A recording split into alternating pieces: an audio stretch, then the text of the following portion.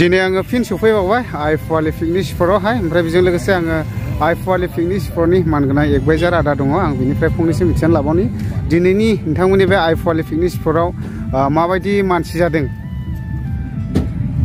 दिनैहायथ' मानसिया जादों ओमफ्राय जायगायानो गैलायला जायगायाबो गासिबो भर्ति जाजोब्बाय दासिमहालागै फैगासिनो दङ नै मानसिफ्रा जायफ्रा पिकनिक जानो गोसो गुदुं बिथांमोना फैगासिनो दं बाइकजों फैदों अट'जों फैदों माबा ट्रेक्टरजों फैदों बेनिफ्राय कारजों फैदों जायगा भर्ति जाजोब्बाय जायगानो गैलायलायला ओमफ्राय पिकनिक सोलिदों आरो दिनै ओमफ्राय दाख्लैफोर डिसेम्बरफ्राव माबायदि जाया दाख्लैफोर एसे खममोन जोंनावहाय ओमफ्राय दिनैब्ला हले इउज जाबाय आरो मानसिया ओमफ्राय बेबायदिनो गोबां पिकनिक जागिरि लावखार ओंखाम जागिरिफोरखौ नोंसिनि आइपवालि पिकनिक स्पटनि एडभाइजार हिसाबै नों मा खावलायहरनो गोसो आं बेखौनो खावलायो जे जोंनि आइपवालि पिकनिक स्पटनि कमिटि जानानै जों बेखौनो खावलायो जाहाथे जाग्राफोरखौ जोङो गुरैयै खावलायहरनाय जायो जाहाथे पिकनिक जानाय एबा लावखार ओंखाम जानो फैग्रा जाय बिथांमोन रायजो राजाफोर फंबायफोर बिनानावफोर बिथांमोना जाहाथे जोंनि आइपवालि पिकनिक स्पटआव पिकनिकखौ जानानै जाहाथे गावबागाव जायगायाव न'आव मोजाङै मोजां सफैफिनो बेखिनिखौ जोंनि कमिटिनिफ्राय गोसो गुरैयै खावलायहरनाय जायो ओमफ्राय माखासे जायगाफ्राव आं नुनो मोनो बेफोरबायदि अपेन लोंला लोंलि लोङो एक्चुअलि नोंथांमोननि बे आइपवालि पिकनिक स्पटआव माबायदि सोलिदों जोंनावथ' बिदि गैया दाथ' नायनो हागोन बाबु नोङो दानो नायजोब रावबो लोंनाय नुवाखै गावबागाव ओंखाम संजादों गावबागाव जाग्राफोरनाव सोंनो हागोन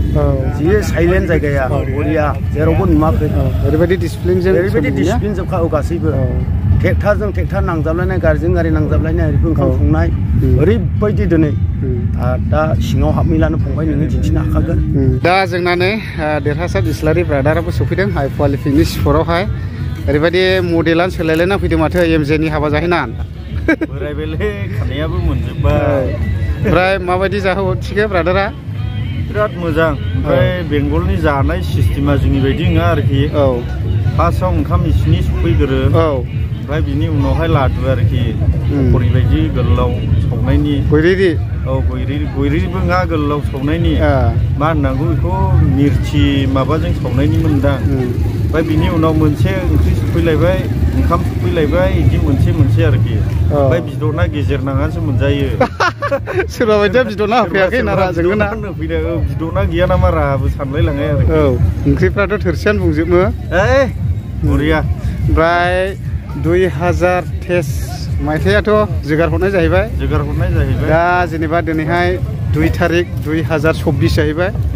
आइपवालि पिकनिक स्पटआव बेरायनानैहाय नोंथाङाबो नायबिजिरबाय दा माबायदि मोनखो जेनेबा आं सानो आंनि एरियाखौ होनना बुंनांसिगोन आंनि खाथि खाला साइडनाव सबसे बेस्ट पिकनिक स्पटना नैबेनो आरोखि निउ इयार आमायसो पिकनिक जाफैदों दे ओमफ्राय नोंथांमोननि गामिनिफ्राय पिकनिक दंफैयोना दंफैयो फिलिंस माबायदि मोनखो आइपवालि पिकनिक स्पटआव फैनानै मोजाङानो ओमफ्राय फ्राय दिनैहाय एसे गोबाङानो जाफैदों 2 तारिखथ' मस्टलि बेवहाय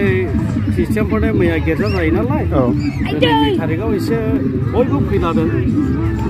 जोंनि ख्रिस्टियानल' नङा आदार्स माने रिलिजन माबानिफ्रायबो दंफैयो ओमफ्राय बहुत डिसिप्लिनै सोलिदों ने सोलिदोंआनो खुनु फेला फेलि गैया मानसिफ्रा आनडिसिप्लिन गैया ने दा बिराद मोजां आरो गोजोननाय थाबाय आमायसो नै दा बेबायदि हेवां मावां होननांगौ ना मा होननांगौ जाखो बिदि गेलेगासिनो दं आरो नोंबो गाखोनायबाय नानि दे नै हनै फिसा गोलायगोन आयै हाबाब गोग्लैबायसोमोन मिथिबायमोन दा बेबायदि आरोखि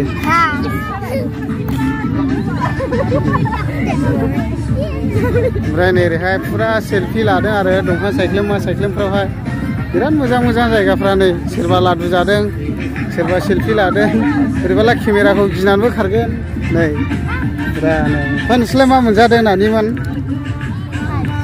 नोंसोरलाय मा जादों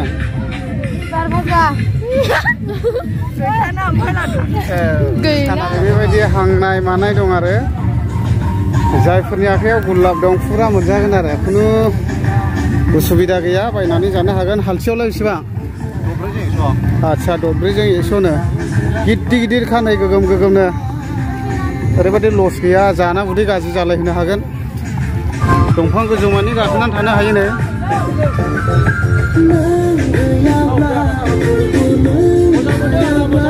मोजां मोनदों दा दे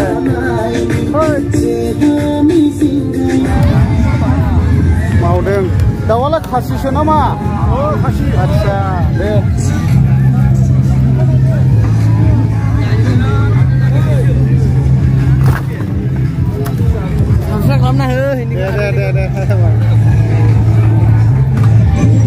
थारमाने बेखौहाय बिसोरो लाबाय आरो जायगाखौहाय मा गामिनिफ्राय ब्रादार बेंटल अन्थाइबारि अ आच्छा दे दे बेंटल अन्थाइबारि आरो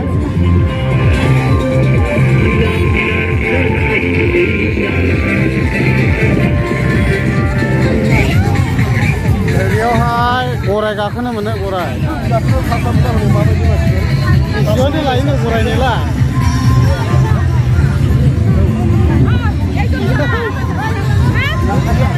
माने गाखोबाय आरो गोरलै गोरलैफ्रा गराया बेसेबांथो लायो गाखोगासेया ओमफ्राय सानैजों 100 ए